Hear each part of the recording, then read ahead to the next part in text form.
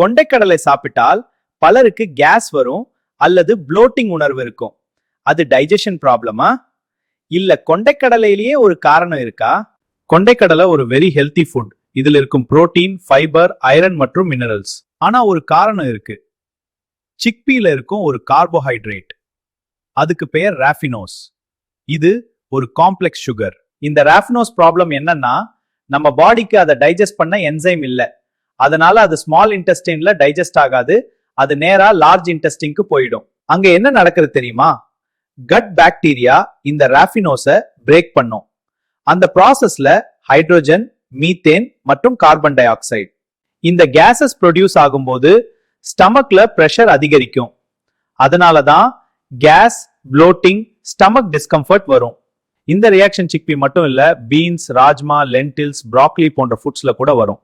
இதுக்கான simple solution இருக்கு. Chickpea choke பண்ணினால் ராஃபினோஸ் கண்டென்ட் குறைந்து விடும்.